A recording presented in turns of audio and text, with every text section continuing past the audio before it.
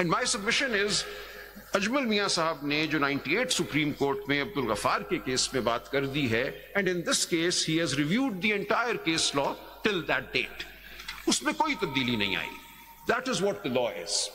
So yesterday when we read Abdul Ghaffar, we can go back to that for a moment, اور اسی paper بک میں 2-3 اور judgements ہیں, اور باقی میں نے تفصیل اس نوٹ میں آپ کے سامنے رکھ دی ہے. The most recent and the most comprehensive in recent years is 2023 PTD 964. That is again a judgment authored by my Lord Justice Muhammad Ali Mazhar. وہ میں نے اس میں رکھ دیا. اسی ججمنٹ میں باقی جو پرانی جتنی ججمنٹس ہیں ریویو جورسڈکشن پہ, they're there. لیکن what comes out of all these judgments? So 2 things come out very, very clearly. The review will be made when something has been overlooked by the court. If some set of facts or law was examined by the court and the court has come to a conclusion, even if the review bench thinks that conclusion is erroneous, it will not be reviewed. So the first principle here is, were these matters considered by the court? And has the court come to a conclusion with respect to these matters? If the court has considered the matters and has come to a conclusion, the review bench will not disturb that conclusion on those matters. Not on any technical ground, not on any other ground, even if those conclusions are found to be erroneous. Only the appellate court can do so. Yes, not the review bench. The review bench is not an appellate forum. It is not hearing an appeal. There has to be finality, and the review bench has a very limited jurisdiction. Secondly, the court has to come to the conclusion that some injustice has been caused. These are 2 cardinal principles. Merely an erroneous judgment is no ground for reviewing the judgment. Somebody has been deprived of a lawful right by that judgment because of the error that it has committed. So these are 2 fundamental principles. اس کے اوپر باقی سب کچھ بیس ہو سکتا ہے. But you have to see, has the court examined the situation, the law, and come to a conclusion? Your lordships may have a different opinion. یہ نہیں کرنا چاہیے تھا, اس میں prayer ٹھیک نہیں لکھا تھا, اس میں فلاں بندہ پارٹی نہیں تھا. یہ سب کچھ ان کے سامنے تھا. They've considered whether PTI was there or not. میں بھی اس پہ آتا ہوں, paragraph 117. They've said کوئی فرق نہیں پڑتا whether PTI is properly before us or not, because we are granting relief to the people of Pakistan. We are not granting relief to any one particular political party. They've said that. I come to that. So no technicality will come in the way of the judgment for it to be reviewed. Injustice has to be pleaded. What is the injustice that has been pleaded by the other side? They admit, they accept that the number of seats that they have won in the general election, they have those seats. On the basis of those seats, they have been given a proportionate number of women's seats and minority seats. So their constitutional entitlement in terms of Article 51 has been granted to them. They're not saying it has not been granted to them. So they're not even pleading injustice. What they're saying is, give us something more. We want more than our entitlement under the Constitution. Let's read Article 51.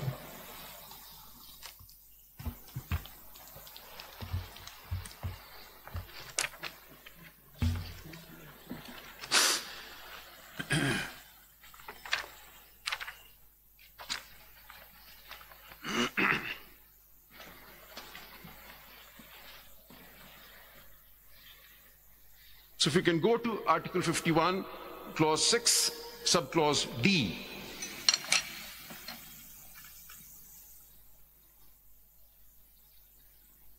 And I start with 5. The seats in the National Assembly shall be allocated to each province and the federal capital on the basis of population in accordance with the last preceding census officially published. I leave that next and then go to D.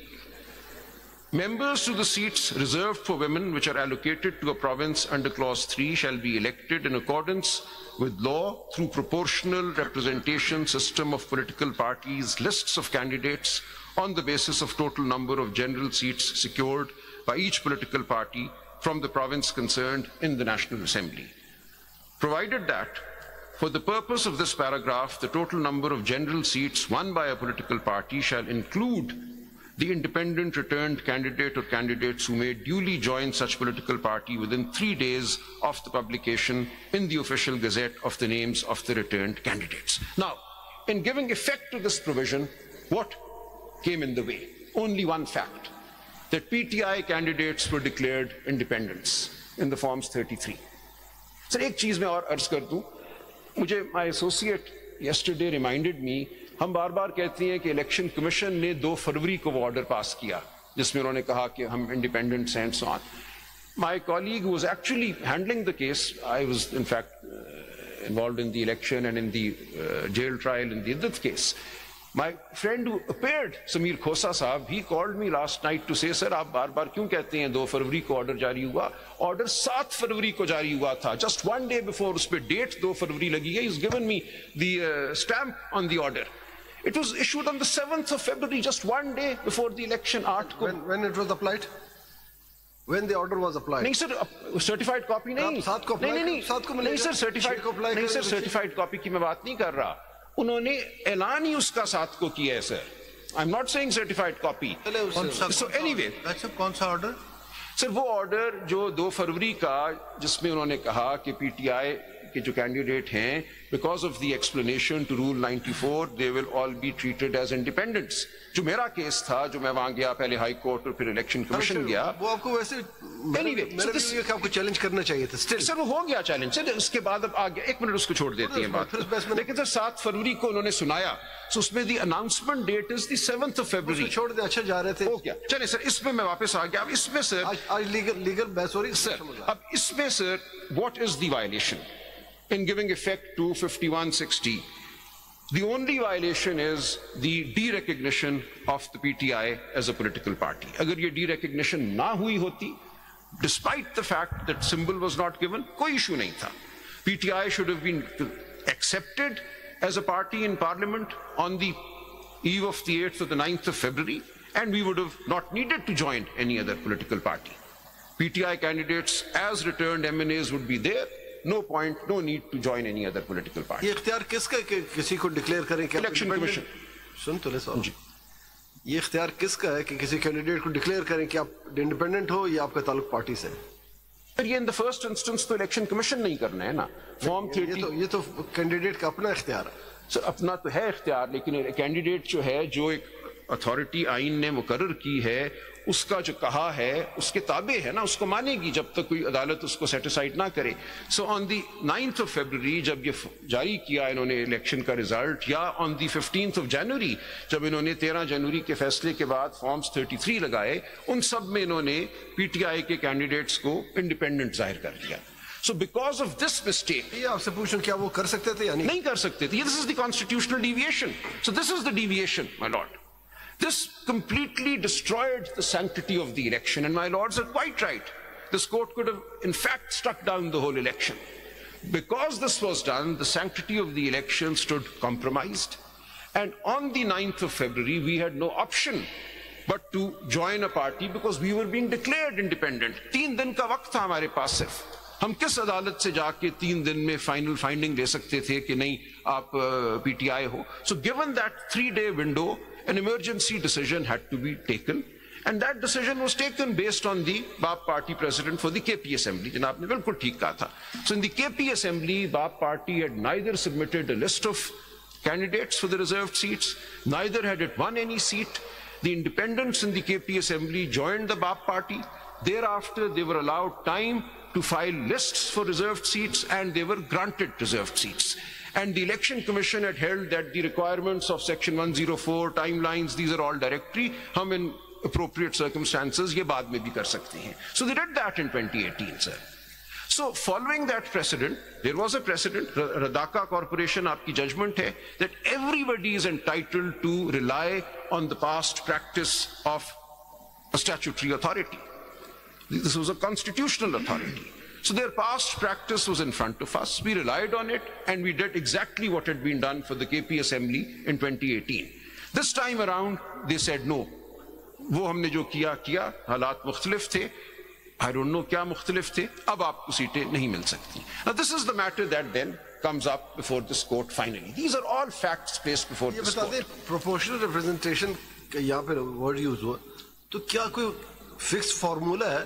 مثال کے طور پر یہ کہا جائے کہ 10 seats پر آپ کو ایک ملے گی، جی وہ ہے یہ اوپن ہے، وہ ہے نہیں وہ ہے، وہ انہوں نے رولز میں بنایا ہوا ہے فارمولا، وہ ہے سر الیبوریٹ فارمولا ہے، میں ادھر نہیں جاتا، but there is a formula. So they said کہ جب اس میں بھی فکس ہے، سیٹس فکس کی گئی ہیں یا یہ بتایا گیا کہ جو اتنی یعنی جو موجودہ سیٹس لی گئی اس پر ڈسٹریبیوٹ ہوں گی یا سر سپوز فکس کر اس میں آپ نے یہ دیکھیں نا ہر صوبے سے آپ نے کچھ سیٹس دینی ہے، خواتین کی بھی اور غیر مسلموں کی بھی.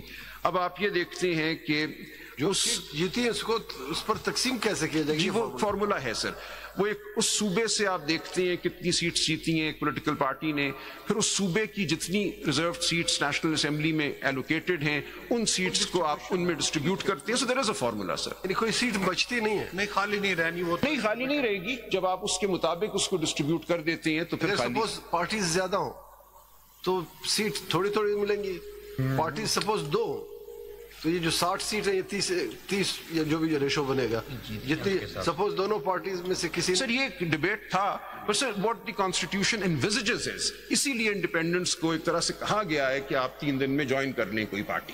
کانسٹیٹیوشن یہ بتاتا ہے کہ یہ سیٹ ان پر تقسیم ہوں گی جو پارٹیاں ہیں جنہوں نے سیٹ جیتے اور جن میں 3 دن کے بعد لوگوں نے تقسیم کا مطلب تو یہ ہے نا کہ سپوز 10 پارٹیز ہیں جی اس کو ان کے سیٹس کے مطابق اس پر تقسیم ہوگی. جوائننگ کی یہ بات آئی اس ججمنٹ میں بھی کہ جو جی ایسے ہی ہے. سو الٹیمیٹلی لمٹ کوئی نہیں ہے. سپوز ایک پارٹی 10 سیٹ جیتی ہے کہ آپ اگر آپ نے 10 جیتی ہیں تو آپ کو 2 سے زیادہ نہیں مل سکتی، آپ تو 3 سے زیادہ نہیں. یہ لمٹ فارمولے میں تو یہی ہے نا، وہ تو کچھ 5 سر سیٹوں ہوتا الٹیمیٹلی یہی ہے، ہوتا الٹیمیٹلی ہمارے یہاں اس وقت یہ ہے کہ 4.5 پونے 5 سیٹ پہ ایک وہی سیٹ کہہ رہا ہوں بن نا، وہ جاتی ہے. فارمولے میں اسی طرح 5.1 کچھ اس طرح کا فکس فارمولہ نہیں ہے، لیکن وہ گیون دی کمپوزیشن جس طرح ہے، اگر ہم 80 مان لیں کہ پی ٹی آئی ہیں تو پھر یہ ہوگا کہ 4.5 سیٹس پہ ایک ریزرو سیٹ فارمولہ وہی بنے گا، وہ بن جائے گا فارمولا.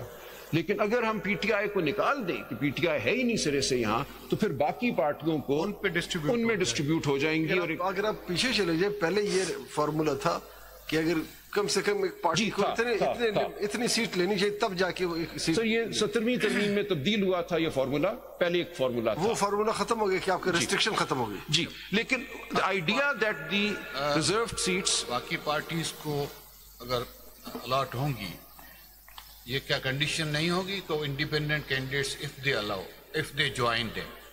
سر یہی تو ایشو تھا. ہم نے یہ سمجھا بیسڈ آن دا باپ پریسیڈنٹ کہ چونکہ انہوں نے اب ہمیں انڈیپینڈنٹ ڈکلیئر کر دیا ہے تو ہم نے کوئی پارٹی جوائن کرنی ہے، ہم ایک پارٹی جوائن کرتے ہیں اور اس پارٹی کے لیے ریزروڈ سیٹس مانگتے ہیں ان سے کہ اب ہم نے SIC جوائن کر لی ہے 3 دنوں میں، اس کو آپ ریزروڈ سیٹس دے دیں.